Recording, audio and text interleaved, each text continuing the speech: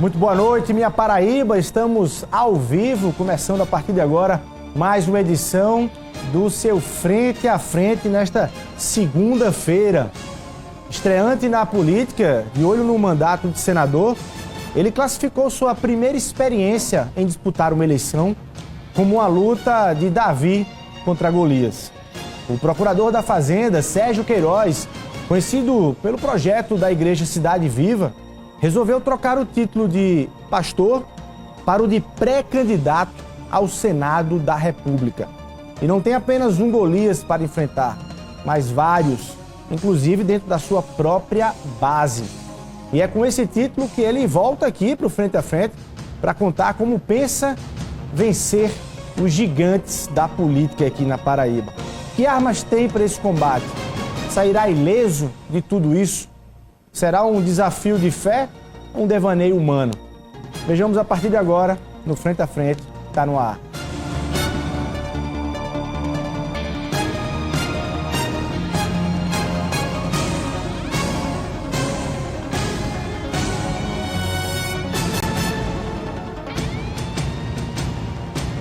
Muito boa noite, minha Paraíba. Que bom reencontrá-la segunda-feira, nessa noite chuvosa aqui em João Pessoa, para a gente, enfim, conversar aqui em mais um Frente a Frente. Deixa eu dizer o seguinte, hoje vamos fazer pelo Instagram também, vai lá no Instagram da TV Arapuã, @TV Arapuã, faz algumas perguntas ali para a gente poder utilizar aqui no final desse nosso bate-papo. Hoje eu me comprometo, muitas vezes a gente faz aí, não consegue ao final, mas vai lá, tem uma postagem dessa nossa entrevista de hoje, vai lá no @TV Arapuã, manda aí teu comentário, tuas perguntas para a gente fazer aqui. É o nosso convidado de hoje, pastor, procurador, professor, pré-candidato ao Senado, Sérgio Queiroz. Muito boa noite, seja muito bem-vindo aqui ao Frente a Frente.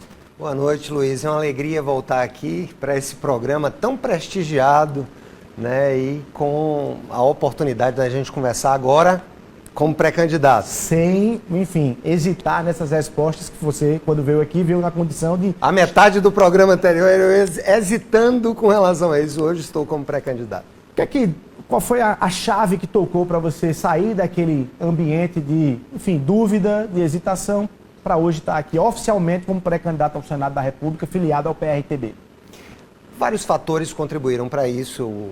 Você sabe o quanto eu venho pensando sobre essa hipótese há muito tempo, mas uma pesquisa recente que foi registrada no TRE, apontando um índice de cerca de 70% da população paraibana indecisa ou nulo ou branco para a vaga de Senado. Isso me chamou a atenção. Já a primeira pesquisa desse ano, oficial? Eu creio que sim, eu acho que foi a primeira pesquisa desse ano, apontando nesse caminho. Disse, poxa, eu vejo que as pessoas estão bem indecisas ou talvez carentes de outros nomes. E aí eu comecei a pensar na possibilidade de lançar, ou pré-lançar, na verdade, o nome, para ampliar, digamos, o leque, né, de debates sobre a Paraíba. E eu creio que uma pré-candidatura ao Senado me dá essas oportunidades de compartilhar novas ideias, compartilhar soluções, digamos assim, para problemas que a gente enfrenta. Mas você se sente mesmo, de fato, entrando nessa disputa para o Senado da República, com nomes já, enfim, de vários anos e de várias décadas da política paraibana, tradicionalmente falando?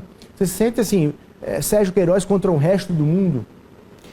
Bem, eu acho que não, porque aí seria uma atitude um tanto quanto de orgulho, né, de prepotência. Eu não me vejo como essa solução. Eu ia lhe perguntar, você se acha melhor do que todos eles que estão na política? Não, pelo contrário, eu sou um pobre pecador que tem suas qualidades, tem seus defeitos, mas tem certamente uma história de vida, experiências, tanto na prática como na academia, como com os sofrimentos das pessoas, que pode me colocar como uma opção viável, digamos, no mercado de opções políticas na Paraíba. Agora, não me vejo absolutamente melhor do que ninguém que está aí. Qual é a sua avaliação da classe política como um todo? Aliás, você como cidadão e como eleitor ao longo desses anos todos, que avaliação você tem? Eu acho que o sistema político brasileiro ele é iníquo, ele é cercado por muitas iniquidades.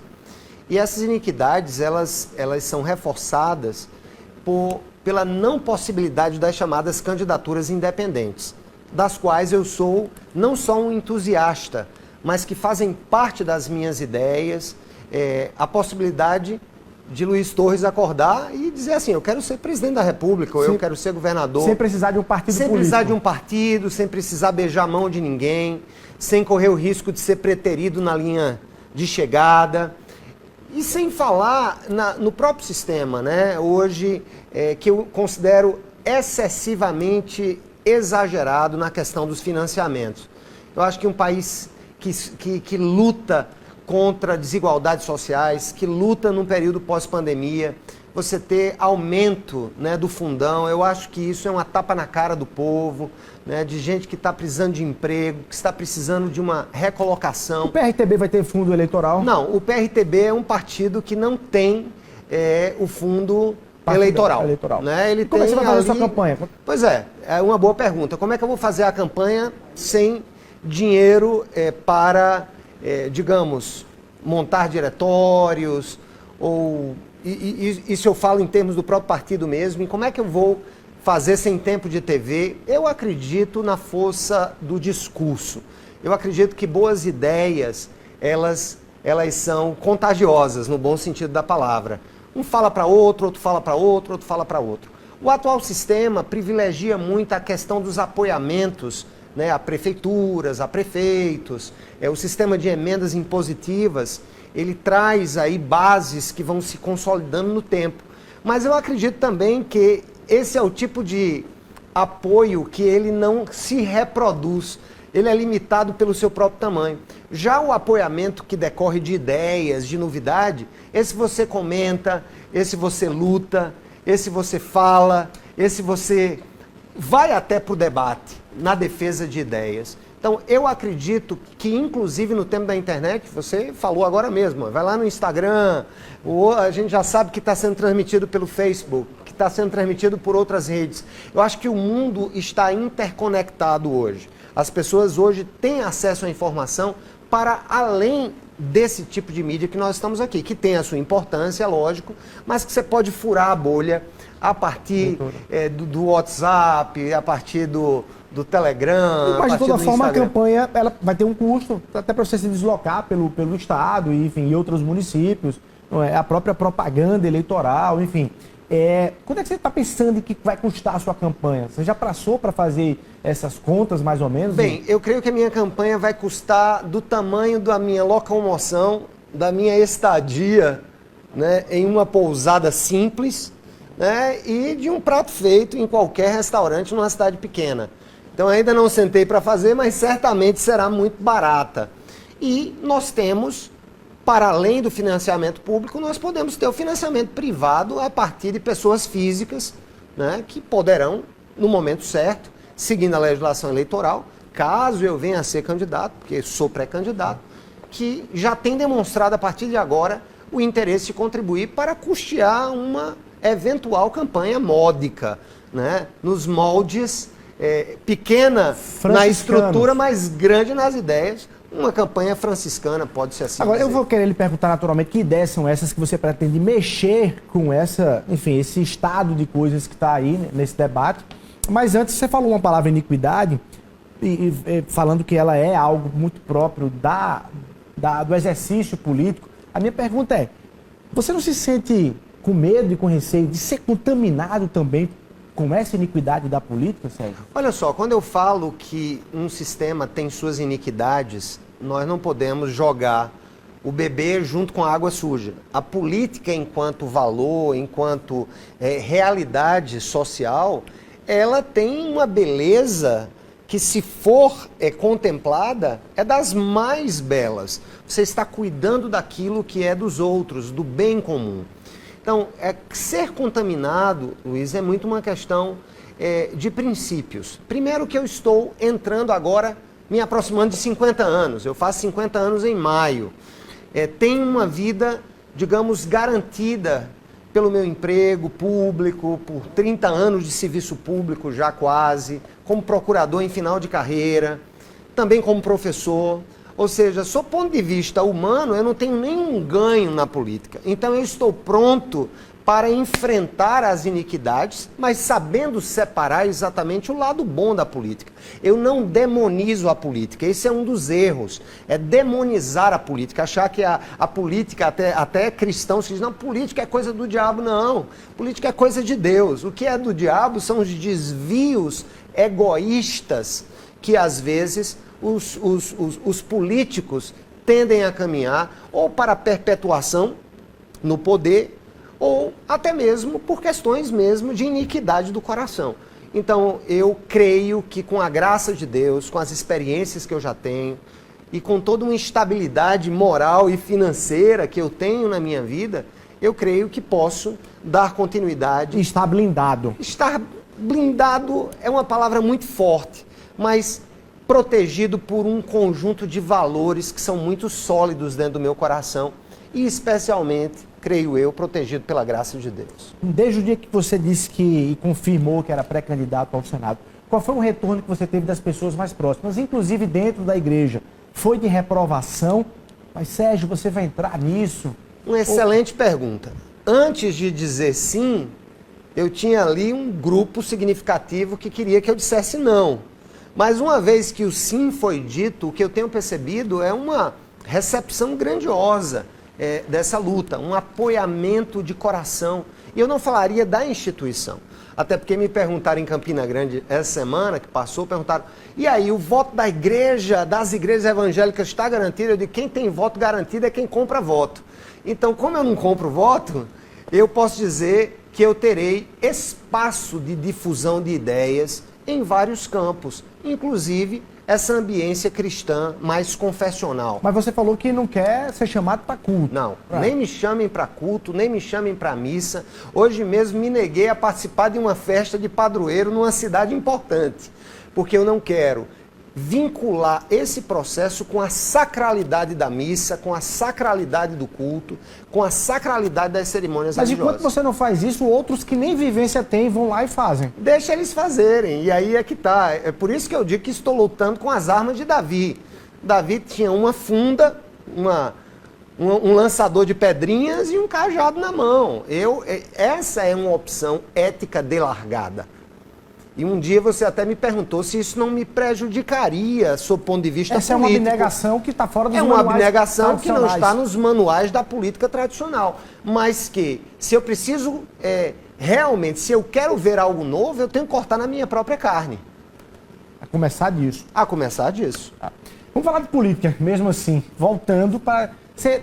dos nomes que apareceram e do cenário que está posto, talvez o seu caso seja o mais extraordinário, porque...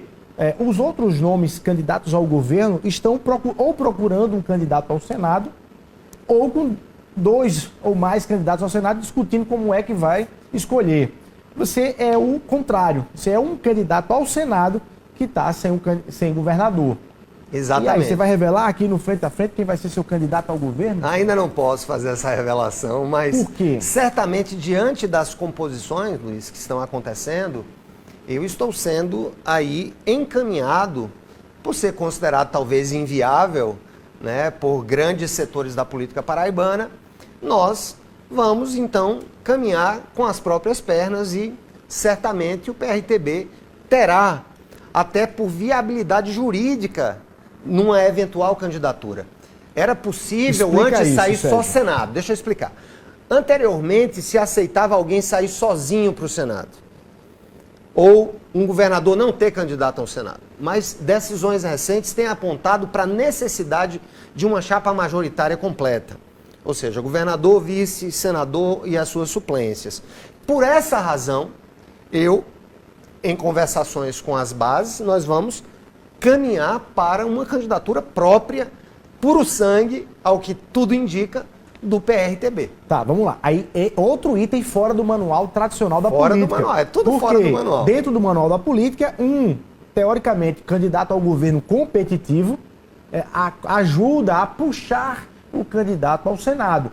Você está se colocando no risco de trazer um nome, inclusive, menos conhecido ou competitivo do que o seu próprio Senado, e você passaria a ser o puxador de votos dessa chapa, quando, na verdade, teoricamente, as regras apontam que o puxador de votos deve ser o candidato ao governo. Isso é uma outra inversão da lógica política. Eu acredito que por ambos serem majoritários, eu creio que nós podemos até viver um fenômeno diferente, que em razão de uma pré-campanha mais baseada em ideias, em princípios, isso pode chamar a atenção de uma parcela significativa da sociedade a começar a olhar de maneira diferente.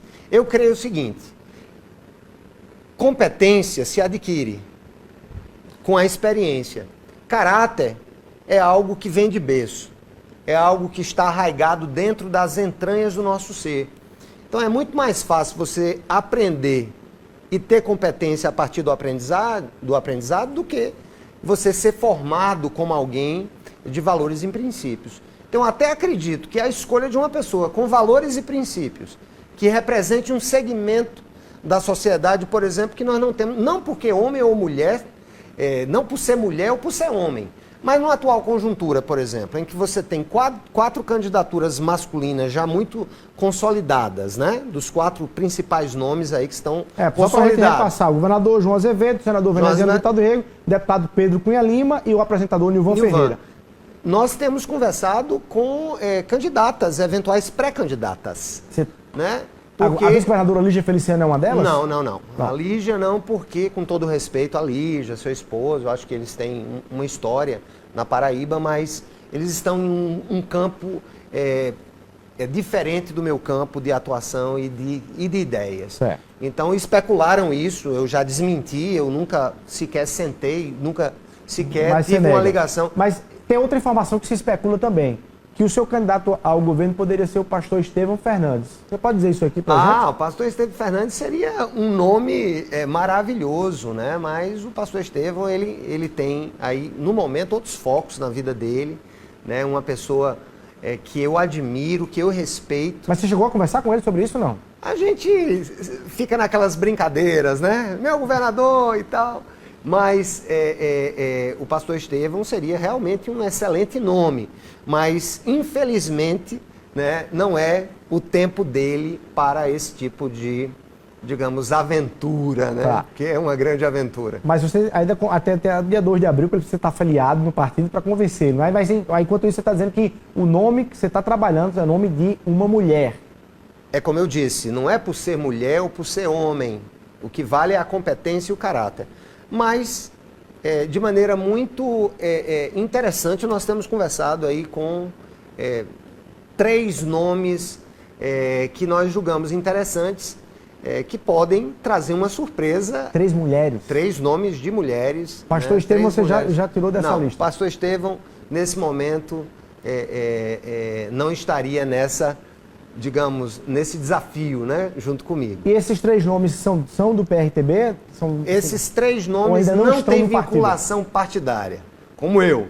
São outsiders como eu. Estão do lado de fora do cenário e podem trazer uma certa reflexão em setores que estão, digamos, de saco cheio, por assim dizer, de todas as temáticas. São mulheres que nós conhecemos estadualmente, enfim, são mulheres com alguma referência? São mulheres que têm referências em setores específicos, né? Uma mais no setor empresarial, outro mais no setor religioso, outra mais no setor de comunidades, de trabalhos sociais.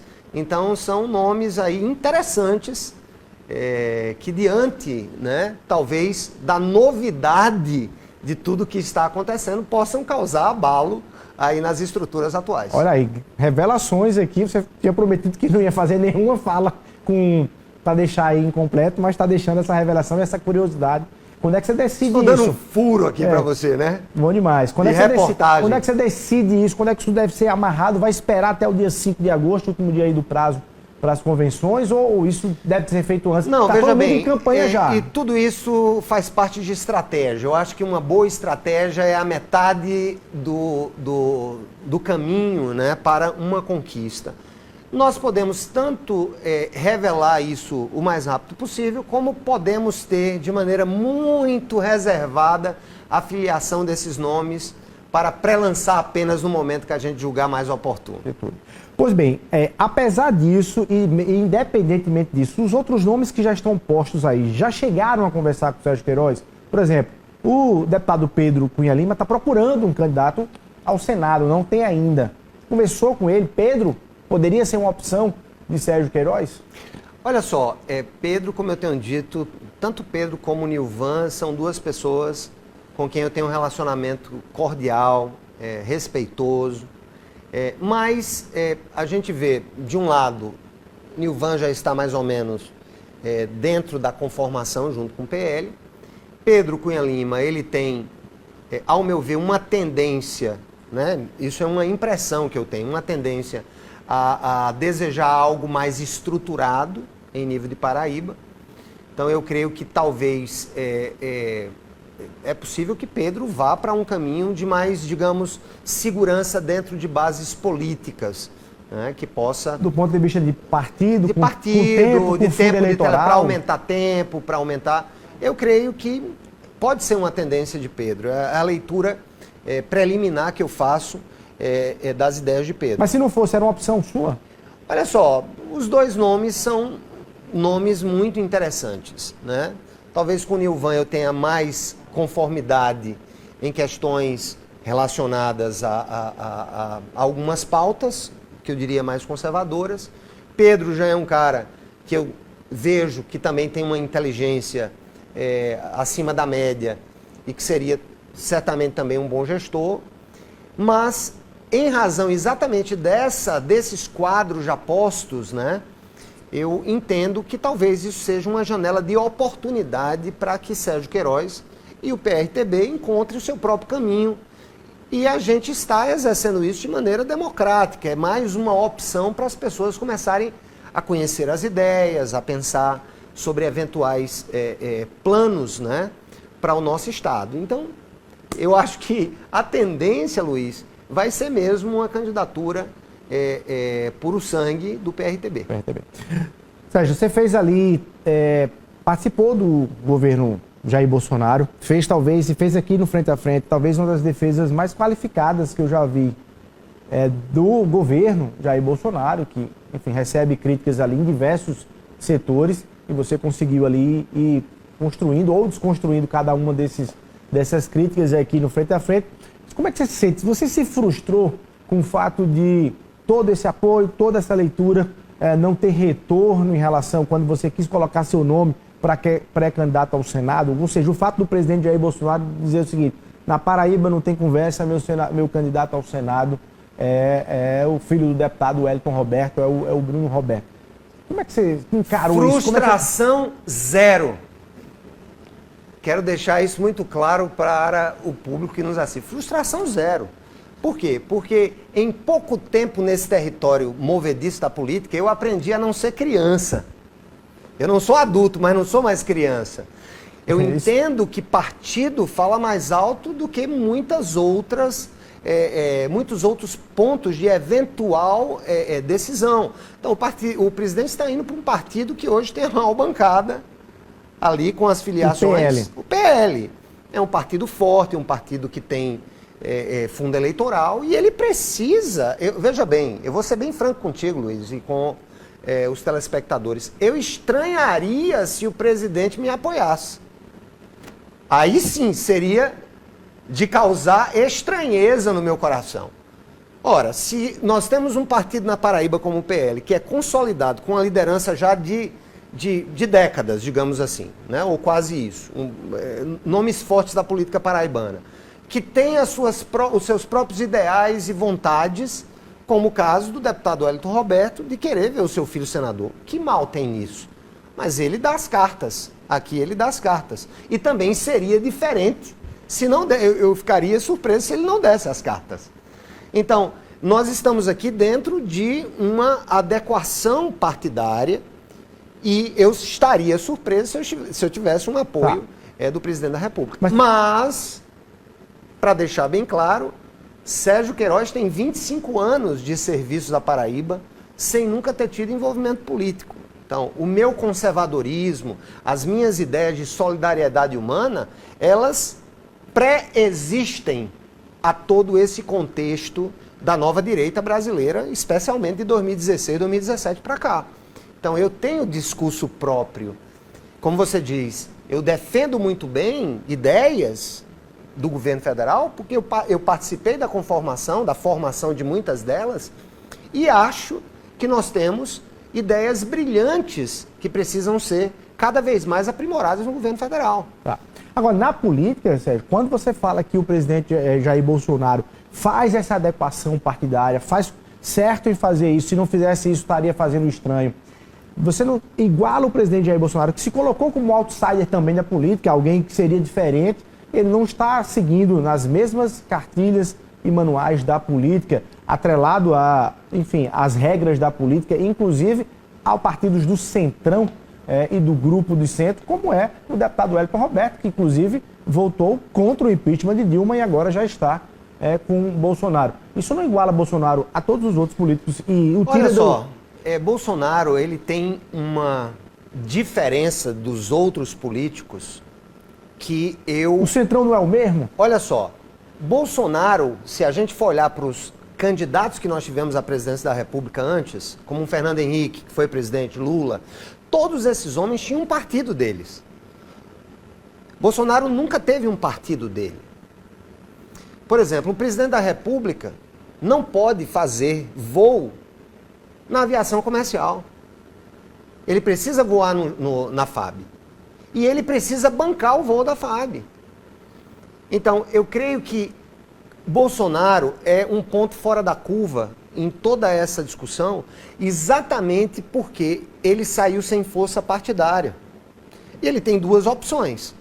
Ou ele faz sobreviver as boas ideias de 2019, né, até 22, em um próximo mandato, através de uma filiação a um partido grande, ou ele não teria condição de continuar propagando essas ideias, hoje como presidente da República, com dificuldades básicas de locomoção no território nacional. Você acha que ele vai conseguir fazer isso com o orçamento, enfim, secreto, com a ligação com o Centrão? Você acha que ele vai conseguir repetir esse discurso em 2022? Olha, isso aí eu espero que sim. Eu espero que se cumpra. Creio que o governo federal tem uma lição a dar para todos os governos anteriores, especialmente os que passaram recentemente. É um governo que está chegando agora ao seu término e nós não temos casos de corrupção. Nós não temos ministros envolvidos com corrupção. Nós não temos secretários envolvidos com corrupção. Então, eu acho que isso por si só mostra que, embora o presidente tenha tido que se agregar a uma estrutura maior para viabilizar a própria continuidade do que ele tem feito, isso não tira dele os méritos de liderar um governo e de liderar uma estrutura governamental sem corrupção, com ideias novas, corajosas, com muitos projetos que foram entregues ao Congresso Nacional, mas que lá foram barrados ou foram modificados, e ainda mais uma briga com o Supremo Tribunal Federal, que se trava de manhã, de tarde e de noite. Então, eu entendo que se eu pudesse qualificar realmente essa jornada de Bolsonaro, eu diria, ele tem feito o máximo possível para o bem do país, dentro das possibilidades que lhe têm sido dadas. E o que é que você espera do presidente Jair Bolsonaro na sua campanha ao Senado da República? Você já está aí aceitando que ele faz o caminho certo no PL e tal, mas o que é que ainda, na sua expectativa, pode sobrar para Sérgio Queiroz em relação ao presidente, à sua campanha? Eu não espero absolutamente nada. Nada. Nem menção, nem foto. Bem, veja bem, a gente elogia inclusive o oponente. Eu acho que eu não preciso, e o presidente também não precisa provar, digamos, o afeto que ele tem por mim e que eu tenho por ele.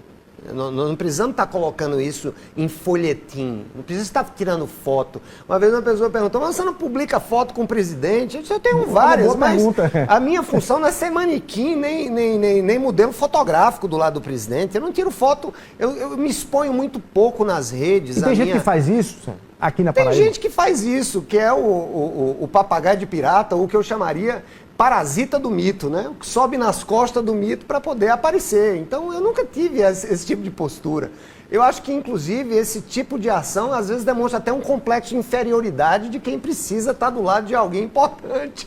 Então, eu sei quem eu sou, cara. Eu não preciso que ninguém me dê valor. Eu sei o valor que eu tenho. Primeiro para Deus, depois para minha esposa, que é a pessoa mais importante da minha vida, para meus filhos, meus pais e a comunidade que me conhece. Então, eu tô de bem com a vida. Eu não preciso tirar foto com ninguém para justificar o que eu sou, o que eu penso ou o que o outro pensa ao meu respeito. Nunca tirei foto com você. E sei que você me quer bem, cara.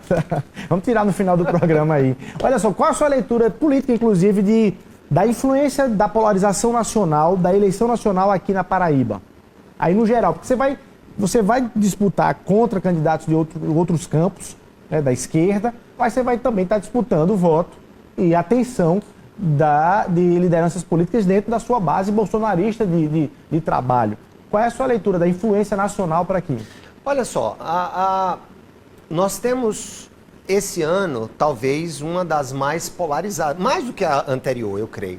Porque na anterior Lula estava preso. Então nós tínhamos ali um representante, né, do lulismo, o Haddad, junto com o presidente. Agora, é possível que Lula e Bolsonaro estejam frente a frente. Isso tende a tornar mais quente ainda o cenário nacional. Mas, em uma visão assim, básica de ciência política, eu creio que alguns estados vão descolar ou vão tentar descolar dessa questão para, digamos, uma sobrevivência política dos atores ali dentro daquelas composições. Porque a gente sabe que nem todo membro do PL é bolsonarista, de verdade, né? Eu creio que nós teremos aí... Tem Nutella nisso aí? Não, vê bem, se é Nutella ou não, a gente precisa falar a partir de bases mínimas do histórico. Especialmente no Nordeste, PP e PL nunca tiveram com o presidente, né? Senão a partir dessa nova movimentação... com a vinda do Ciro, né, para a Casa Civil e com a aproximação com o PL. Eu citei aqui o deputado Wellington Roberto votou a favor, contra o impeachment da Dilma. Lá dentro do governo federal, a coisa pode até parecer bonita, embonecada, mas quando você chega para bases estaduais, a coisa não é simples assim. Quando você chega para a prefeitura, não é, peraí, até ontem era todo mundo com Lula, agora é Bolsonaro, como é que é isso? Então, as populações levam um tempo para depurar essas questões nacionais. Então, embora eu creia que vai haver, sim, um confronto mais forte desses dois campos, esquerda e direita, eu creio que os estados vão ter uma mistura aí, né? Eu prefiro falar que é uma mistura aí sei lá, de doce de goiaba com queijo. Certo, aí não vou dizer Nutella, um Romeu e Julieta aí. Agora, para a gente fechar, só essa linha de raciocínio, você vai fazer sua campanha aqui na Paraíba dizendo que Lula não presta, ele é um mal para o Brasil, ou você não vai eu vou falar de todos os erros que foram cometidos. Eu sou procurador de carreira, eu estou inconformado até hoje, né, com o fato de alguém ter sido condenado em 3 instâncias e por uma questão procedimental, uma questão não de mérito, mas uma questão ali processual, né, ter sido absolvido. Eu não conseguiria absolutamente, por mais que alguém fale do bem que Lula fez ao Brasil ou ao Nordeste, para mim os fins não justificam os meios. E os meios que ele utilizou não foram meios lícitos, ao meu ver. Você não tem que perder. Quando eu não vou. Não agora, tem que eu votos não. Agora, o fato de Lula ser majoritário aqui na Paraíba. Eu entendo que as pessoas também sabem dividir as coisas, né? É muito comum, e aí quando a gente vem para o Nordeste, é possível que pessoas de um espectro que não é o meu tenham simpatia por mim, pelos trabalhos sociais, pelo amor, né, que e votem em Lula. E que eventualmente votem em Lula por uma questão porque recrudesceu nessa ideia, né? Então, nesse aspecto, eu entendo que devo ter, sim, simpatizantes de vários setores, embora as pessoas saibam que eu sou conservador, eu sou contra o aborto, que eu sou pró-família, né? Mas eu também sou contra a corrupção, e isso ferve dentro do meu coração. Eu jamais me veria em uma situação como hoje apoiando Luiz Inácio Lula da Silva. Tá aí. Vamos querer saber quais são essas suas boas e novas ideias para o Senado. Você vai ser um senador conservador, só de pauta conservadora lá no Senado? Um momentinho, segura aí. Você quer ouvir já aqui a gente volta. O que é que Sérgio Queiroz vai dizer em relação a isso, entre outras perguntas. Espera um minutinho, a gente vai para o intervalo comercial e volta daqui a pouquinho.